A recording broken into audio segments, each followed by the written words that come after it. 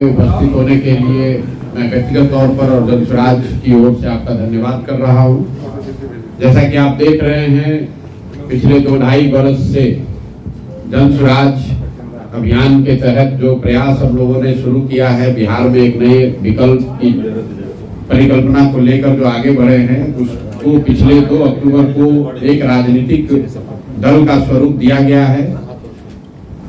ये बताया गया था कि दल बनाकर या दल बनाने से पहले पूरे बिहार में मैं पदयात्रा करूंगा। दुर्भाग्यवश अभी 2 बरस पैदल चलने के बाद भी मैं अभी सीमांचल नहीं पहुंच पाया हूं, लेकिन इससे पहले मैं कटिहार एक बार आया था, आज दूसरी बार कटिहार आ रहा हूं।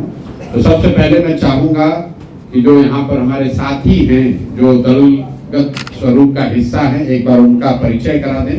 सत्यनारायण शर्मा जी, अगर आप एक बार सबका एक सिरे से परिचय करा दें, उसके बाद हम लोग प्रेस की प्रक्रिया को शुरू करेंगे। सर के बगल में बैठे हुए हैं कटिहार के पूर्व जिला पदाधिकारी, पूर्व अनुमंडल पदाधिकारी श्री ललन सिंह साहब। उनके बगल में है 3 बार के मुखिया, वर्तमान कटिहार जिला जन स्वराज पार्टी के जिलाध्यक्ष मंसूर साहब। तो बगल में है कटिहार के जाने माने चिकित्सक डॉक्टर गाजी साहब, जो पिछले 2 वर्षों से जन स्वराज की एक स्तंभ बने हुए हैं कटिहार में। उनके बगल में है प्रभाकर कुमार प्रभार, जो कि अपने जन स्वराज पार्टी के युवा नेता हैं, बहुत सक्रिय भी रहते हैं। इधर हम लोग के बगल में है डॉक्टर गौतम साहब, जो कि लंदन से आके कटिहार की जन स्वराज की सेवा करने के लिए बिहार आए हैं और कटिहार में काफी सक्रिय भी है। उनके बगल में है श्री सीमा पुरमे जी, जो प्रदेश महिला जन स्वराज की महासचिव भी हैं और काफी सक्रिय रहती है। उधर हमारे युवा नेता हर्ष अग्रवाल जी हैं, जो बहुत कम दिन पहले ही पार्टी की कमान संभाले थे और आज उनका कार्य करने का तरीका और दमखम भी नजर आया कि बहुत अच्छा कार्य उन्होंने किया है, देखने में बहुत अच्छा लगा। तो सभी साथियों का मंच पर स्वागत है। आपका परिचय इसलिए भी कराया हम लोगों ने कि आप सभी साथियों में से पत्रकार बंधुओं को अगर कोई सवाल इनसे भी पूछना हो तो आप इनसे ही सवाल पूछे। सारे सवालों का जवाब मेरे पास हो ये जरूरी नहीं है। बहुत सारी ऐसी बात है जो ये लोग हमसे बेहतर उसका जवाब दे सकते हैं। तो प्रेस की प्रक्रिया को शुरू करने से पहले मैं आपको जन स्वराज के उद्देश्य को फिर से एक बार दोहरा देता हूँ। इस दल को बनाने के पीछे जो मंशा है, जो उद्देश्य है, वो ये है कि पिछले 30-35 साल से बिहार में राजनीतिक विकल्प न होने की वजह से जो लालू जी के डर से भाजपा को और भाजपा के डर से लालू जी को वोट देने की परंपरा चली आ रही है, उस राजनीतिक बंधुआ मजदूरी से लोगों को निकालने के लिए बिहार में भी शिक्षा, पलायन, विकास की राजनीति की शुरुआत करने के लिए लोगों के सामने एक बेहतर और ईमानदार विकल्प देने के नियत से जो प्रयास 2-2.5 वर्ष पहले शुरू किया गया, अब उसका दलगत स्वरूप है। पूरे राज्य में उस दल का संगठन है और हम लोगों ने घोषणा की है कि आने वाले विधानसभा चुनाव में पूरे के पूरे 243 सीटों पर जन स्वराज अपने दम पर अपने साथियों के साथ मिलकर चुनाव लड़ेगा। जनता के सामने एक ईमानदार और सशक्त विकल्प रखेगा, ताकि लोग मजबूरी में जानते समझते हुए भी गलत व्यक्ति को वोट देने की जो उनकी परंपरा रही है उससे बाहर निकल सके और बिहार में भी शिक्षा और रोजगार की बात हो, एक नया राजनीति की शुरुआत हो। इस नियत से इस चीज को शुरू किया गया है और उसी के तहत मैं आज यहाँ कटिहार में आया हूँ। बनिहारी में मेरी सभा है। कल हम लोग पूर्णिया और अररिया में थे। बनमनखी में मेरी एक सभा थी, अररिया में इफ्तार था और उसके बाद पूर्णिया शहर में प्रबुद्ध लोगों के साथ एक बैठक थी। आज मैं यहाँ अभी प्रेस करूंगा और इसके बाद हम लोग बनिहारी में एक जनसभा करेंगे और आने वाले कुछ समय में मैं अपना लंबा समय, कम से कम 2 हफ्ते या 1 महीना सीमांचल के 4-5 जिलों में जन स्वराज को मजबूत करने के लिए अपना पूरा समय लगाऊंगा। उसी की प्रक्रिया, उसी की तैयारी के तहत मैं यहाँ पर आया हूँ। अब आपके जो सवाल हैं उन सवालों का स्वागत है। बहुत बहुत धन्यवाद। देश के महत्वपूर्ण रणनीतिकार माने जाते हैं आप, आपकी प्रसिद्धि रही है। कई राजनीतिक पार्टियों को आपने जिताने का काम किया, सरकार बनाने का काम किया। अब जबकि जन स्वराज बिहार विधानसभा 2025 में दमखम के साथ मैदान में है, अगर आपकी पार्टी को बहुमत मिलता है तो आप यूपीए गठबंधन में जाएंगे या एनडीए गठबंधन में जाएंगे? भाई, जब हमको बहुमत मिलेगा तो हम किसी गठबंधन में क्यों जाएंगे? शायद आप ये पूछना चाह रहे हैं कि अगर बहुमत नहीं मिला तो कहां जाएंगे? तो बहुमत नहीं मिला तो हम लोग विपक्ष में बैठेंगे। हम लोग सवाल ही नहीं है, न चुनाव से पहले न चुनाव के बाद, न 2025 में न 2029 में, जब तक इस दल के कर्ता धर्ता के तौर पर मेरी भूमिका है तब तक किसी भी तरह का कोई गठजोड़, कोई गठबंधन नहीं हो सकता है। जिस ईमानदारी और शुद्धता की बात कहकर इस प्रयास को हमने शुरू किया है, वो उस प्रयास के ईमानदारी और शुद्धता में कभी कोई कॉम्प्रोमाइज हो नहीं सकता है। और ये बात आप समझिए कि जन स्वराज बनाकर राजनीति करने की जो हम लोग की मंशा है, इसका उद्देश्य एमएलए बनना नहीं है। हम लोग जितने लोग यहाँ जुड़े हुए हैं जन स्वराज में, बहुत सारे लोग वो सिर्फ इसलिए नहीं जुड़े हैं कि जन स्वराज में आ जाएं और एमएलए बन जाएं, मंत्री बन जाएं। इसमें बहुतेरे लोग ऐसे हैं जिन्होंने जीवन में बहुत कुछ हासिल किया है। जो मंत्री और विधायक हासिल कर सकते हैं उससे बहुत ज्यादा जीवन में हासिल भगवान की दया से किया हुआ है। हम लोग आकर वापस इसलिए यहाँ ये शुरू किए हैं कि बिहार में एक नई राजनीतिक व्यवस्था को बनाया जाए, बिहार की मिट्टी का कर्ज है उसको अदा किया जाए। मंत्री और विधायक बनना हमारा उद्देश्य नहीं है। बिहार में व्यवस्था परिवर्तन हो, बिहार भी अन्य राज्यों की तरह विकास के रास्ते पर चले। अगर उस उद्देश्य से राजनीति शुरू किए हैं तो ये हमारे लिए महत्व का विषय नहीं है कि कितना सीट जीत कर आएंगे। जरूर अपनी ओर से सारा प्रयास, सारी ताकत लगाई जाएगी। जनता को अगर बात समझ में आए, जनता ने आशीर्वाद दिया तो जो जन स्वराज की परिकल्पना है उसके आधार पर नई व्यवस्था का निर्माण होते आप देखेंगे बिहार में। लेकिन अगर किसी वजह से सफलता न भी मिले तो भी चाहे 5 वर्ष लगे, 10 वर्ष लगे, जन स्वराज में हम लोग पीछे हटने वाले नहीं हैं। किसी तरह का वैचारिक या व्यवहारिक, मैं फिर से दोहरा देता हूं, ना वैचारिक ना व्यवहारिक किसी तरह का कोई डाइल्यूशन, कोई गठबंधन नहीं होगा। शुद्धता और ईमानदारी इसकी मूलधन हम लोग का वही है और उसको हम लोग खोकर आगे राजनीति नहीं करना चाहते हैं। इसलिए जन स्वराज अपने दम पर ही चुनाव लड़ेगा, अपने विचार, अपने प्रयास के आधार पर चुनाव लड़ेगा। और हम लोग को विश्वास है कि बिहार की जनता जो 30-35 साल से विकल्प ढूंढ रही थी, उसको जन स्वराज में वो नया विकल्प दिखेगा। सर, नीतीश कुमार ने फिर बोला है कि आप पलटी नहीं मारेंगे और अमित शाह भी आ रहे हैं आज, तो क्या कहना चाहेंगे इस पे आप? तो नीतीश कुमार पलटी नहीं मारेंगे ये कोई नया बयान तो है नहीं। तो हर 6 महीना पर ये बयान देते हैं और फिर पलट जाते हैं, फिर कहते हैं कि नहीं पलटेंगे। नीतीश कुमार पलटी मार है ये खबर नहीं है। खबर ये है या विचार योग्य बात ये है कि क्या नीतीश कुमार अकेले पलटी मार हैं कि राजद और भाजपा वाले भी बिहार में पलटी मार हैं? नीतीश कुमार पलटी इसलिए मार पा रहे हैं क्योंकि दूसरे दल भी उनके साथ पलटी मारने को तैयार है। आपको याद होगा जब पिछली बार नीतीश कुमार महागठबंधन में गए थे तो जिस अमित शाह की आप बात कर रहे हैं, यही अमित शाह आकर कहे थे कि नीतीश कुमार के लिए अब दरवाजे बंद हैं। तो जो मजाक में लोग कहते हैं कि अमित शाह दरवाजा तो बंद किए थे, शायद चिटकिनी लगाना भूल गए थे। फिर नीतीश कुमार के साथ गलबैया कर रहे हैं। जो तेजस्वी यादव चिल्लाकर 2 साल तक नीतीश कुमार को पलटू चाचा कह रहे थे, जब नीतीश कुमार पलटकर उनके पास गए तो उनको फिर वो विकास पुरुष बताने लगे।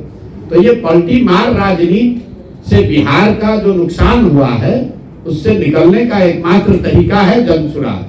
और अमित शाह बिहार आ रहे हैं ये कोई खबर थोड़ी ना है। अब खबर ये है कि आगे चुनाव है नवंबर में, तो अभी से लेकर नवंबर तक अमित शाह और मोदी जी को बिहार ही दिखेगा। बिहार की चिंता सताएगी, सारे केंद्र की योजनाओं की घोषणा बिहार से होगी। बिहार में विक्रमशिला और नालंदा भी कभी था, इसकी चर्चा होगी। बिहार के गौरवशाली इतिहास की चर्चा लोग करेंगे, लेकिन ये नहीं बताएंगे कि पिछले 14-15 साल में दिल्ली में रहते हुए आपने बिहार के लोगों के पढ़ाई के लिए, रोजगार के लिए क्या किया। ये नहीं बताएंगे कि सूरत में, गुजरात में जो 5 लाख बच्चे बिहार के मजदूरी कर रहे हैं, वो कब आकर बिहार में अपने लिए रोजी रोजगार ढूंढ पाएंगे। तो ये कोई नई बात नहीं है। जहाँ ये पिछले 10 साल से हम लोग देख रहे हैं, मोदी शाह जहां चुनाव होता है वहीं पर ये लोग कैंप करते हैं, वहीं पर आते हैं। अब जैसे बिहार में चुनाव खत्म होगा, इनको बंगाल और तमिलनाडु दिखने लगेगा। फिर चुनाव खत्म होने के बाद मोदी जी नहीं दिखेंगे, लेकिन अभी चुनाव है तो मोदी जी और साहब उनको यही दिखना है, बिहार ही आना, इसमें नहीं बात क्या है। सर एक सवाल है कि बीजेपी को लेकर जदयू गठबंधन और कांग्रेस आरजेडी गठबंधन दोनों में से किसी एक को चुनना हो तो आप किसे चुनेंगे? किसी को नहीं चुनेंगे। मैंने आपको बता दिया कि भाई बिहार में 243 सीट है, हम लोग 243 सीट लड़ रहे हैं, तो आप बताइए कि किसके साथ गठबंधन हो सकता है? सीट तो बढ़ नहीं सकता है। तो जब हम सीट छोड़ने को तैयार ही नहीं है तो कैसे गठबंधन होगा? आपने कहा चुनाव के बाद क्या कीजिएगा, तो चुनाव के बाद हमारा पूरा विश्वास है कि वंशराज को अपने दम पर बहुमत मिलेगा। आप कहिएगा नहीं मिलेगा, मैं कह रहा हूं अगर नहीं भी मिलेगा तो विपक्ष में बैठेंगे, क्या दिक्कत है? हमें हड़बड़ी नहीं है, हमें कोई घबराहट नहीं है, तो आपको क्यों घबराहट है? हम 2-2.5 बरस से पैदल चल रहे हैं, लोग आकर यही कहते हैं कि भैया आपसे बहुत उम्मीद है, आप पर भरोसा है। अगर उस भरोसे उस उम्मीद को हम तोड़ देंगे तो जनसुराज के पास, प्रशांत किशोर के पास बचेगा क्या? सर आपके बारे में लोग कहा जाता है कि जनसुराज को बहुत फंडिंग होती है, बहुत सारी बातें राजनीतिक पार्टियों ने उठाया, तो अगर फंडिंग हो रही है तो वो फंडिंग के बारे में थोड़ा पारदर्शिता उस पर बताएं। दूसरा ये कि क्या यही वजह है कि आपके यहाँ ईडी सीबीआई का रेट नहीं हो रहा है, इसीलिए विपक्षी पार्टियां कहती है कि आप भाजपा की बी टीम है?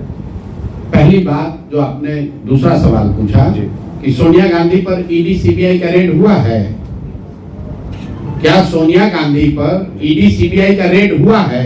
कांग्रेस के और लोग, मेरी बात सुन लो भाई, आपका अगर तर्क ये है कि जिस पर भी ईडी सीबीआई का रेड न हो वो भाजपा का बी टीम है, तब तो सोनिया गांधी पर भी ईडी सीबीआई का रेड नहीं हुआ है, प्रियंका गांधी, राहुल गांधी के घर पर भी छापा नहीं पड़ा है, तो क्या भाजपा की बी टीम है? भाजपा की बी टीम है, ये कौन कह रहा है? ये राजद वाले कह रहे हैं। स्वाभाविक है, उनका वोट खिसक रहा है। जो मुसलमानों को भाजपा का डर दिखाकर पिछले 30-35 साल से राजद वाले उनका शोषण कर रहे हैं, अब उनको ये डर सता रहा है कि हमारे लालटेन में जिन मुसलमानों की खून पसीने को किरासन तेल बनाकर आप जला रहे हैं, अपने घर में रोशनी कर रहे हैं, वो मुसलमानों को, उन साथियों को आज एक नया विकल्प जनसुराज में मिल गया। मैं ये नहीं कह रहा हूं कि सारा मुसलमान जनसुराज में आ गया है, लेकिन मुसलमानों के सामने एक विकल्प, एक रास्ता खुल गया। अब इसको रोकने के लिए राजद के पास कुछ कहने के लिए है नहीं। राजद के लोग ये तो कह नहीं सकते हैं कि हम लोगों ने मुसलमानों के लिए, विकास के लिए क्या किया। वो तो ये नहीं कह सकते हैं कि हमने उनके बच्चों को पढ़ाने के लिए, उनके रोजगार के लिए क्या किया। ये नहीं कह सकते हैं कि हमने मुसलमानों को राजनीतिक हिस्सेदारी, भागीदारी दी। तो अब उन मुसलमानों को भ्रमित करने के लिए वो क्या कहेंगे? यही कहेंगे कि भैया उधर मत जाओ, जैसे भाजपा से डरा रहे थे वैसे जनसुराज से डरा रहे। मुसलमान क्यों डरे उनसे? अगर आप जो कह रहे हैं कि ये भाजपा की बी टीम है, तो मुसलमानों को इसका जजमेंट करने दीजिए। जब मुसलमानों पर सबसे बड़ा संकट आया सीए एनआरसी का, तो तेजस्वी यादव गए थे लड़ने, कि राहुल गांधी गए थे, कि अखिलेश यादव गए थे? कौन गया था? सीए एनआरसी की लड़ाई इसी प्रशांत किशोर ने ममता बनर्जी के साथ मिलकर बंगाल में लड़ी थी। और जिस नीतीश कुमार की आप बात कर रहे हैं, ये सीए एनआरसी कानून बनाने के पक्ष में इस आदमी ने वोट किया था। जैसे आज वक्फ का कानून बनाने के पक्ष में नीतीश कुमार वोट कर रहे हैं, उसी तरह सीए एनआरसी के पक्ष में भी इन्होंने वोट किया था। उसके विरोध में मैंने अपना सब कुछ जदयू में छोड़ा था। यहाँ कोई मुखिया ही नहीं छोड़ता है। यहाँ बिहार में दूसरे नंबर की सबसे ताकतवर जगह पर हम बैठे हुए थे, सीए एनआरसी के लिए हमने वो छोड़ा है। और आप कह रहे हैं कि हम भाजपा के भी टीम है, तो भैया मुसलमानों को इसका निर्णय लेने दीजिए। हम कोई हिंदू मुसलमान की अगड़े पिछड़े की राजनीति करते नहीं है। हम लोग बिहार की राजनीति कर रहे हैं, बिहार के बच्चों की बात कर रहे हैं, उनके शिक्षा और रोजगार की बात कर रहे हैं। जिसको अच्छा लगे वो जुड़े, जिसको अच्छा ना लगे उसको कोई बात नहीं, वो जिसके साथ रहना चाहता है रहे। सड़क पर नमाज को लेकर राजनीति हो रही है सर, क्या कहेंगे? कहाँ पर राजनीति हो रही है? सड़क उत्तर प्रदेश में। उत्तर प्रदेश में हो रही है। हम लोग कटिहार में बैठे हैं। उत्तर प्रदेश में किस तरह की सरकार है, योगी जी किस तरह की सरकार चलाते हैं, वो उनकी पूरी राजनीति ही हिंदू मुस्लिम के आधार पर है। योगी जी की सरकार ही इसी पर चलती है कि मुसलमानों को डराओ, हिंदुओं को लड़ाओ। तो स्वाभाविक है कि ये तो काम करेंगे ही करेंगे, इसमें नई बात क्या है। लेकिन उत्तर प्रदेश और बिहार में फर्क है, और यहाँ पर ये चीज कभी स्वीकार्य नहीं हो सकती है। यहाँ पर लंबे समय से हिंदू मुसलमान साथ में रहते आए हैं, और मैं नहीं समझता हूं कि यूपी की तरह बिहार में पोलराइजेशन धर्म के आधार पर किया जा सकता है। यहाँ सिर्फ धर्म के नाम पर कुछ लोग मुसलमानों को डरा सकते हैं, लेकिन यहाँ पर हिंदू मुस्लिम पोलराइजेशन यहाँ के इतिहास में, यहाँ की जमीन में अभी तक नहीं रहा है। और हम लोग की कामना है, ऐसी इच्छा है कि आगे भी न रहे, बिहार बिहार बना रहे, यूपी न बने। कटिहार खासकर डूब नदी रहा है और मखाना उत्पादक क्षेत्र रहा है। बहुत संशोधन बिल पर सीमांचल के इलाके में है और बहुत संशोधन बिल को लेकर बड़ी चर्चा, आप किस तरह से? बिल्कुल वक्फ को लेकर दो बातें हम लोगों ने कही। पहला तो जनसुराज बिल्कुल इसके खिलाफ है। क्यों खिलाफ है ये समझिए।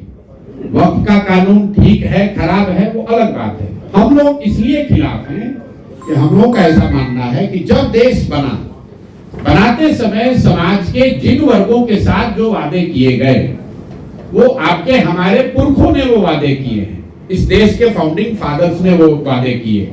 अगर उन्होंने कहा कि देश सेकुलर रहेगा, तो आपके हमारी ये जिम्मेवारी है कि उन वादों के प्रति हम ईमानदार रहें, वादा खिलाफी न करें। अगर संविधान में जो बात कही गई है उसमें कोई परिवर्तन आप लाना चाहते हैं, तो जिस वर्ग को वो परिवर्तन प्रभावित करेगा, उस वर्ग को जब तक आप कॉन्फिडेंस में नहीं लेंगे तब तक वो मान्य नहीं होगा। आप मुसलमानों की बात छोड़िए, किसानों के लिए मोदी जी ने एक कानून बनाया, किसान उससे सहमत नहीं हुए, तो क्या पूरे देश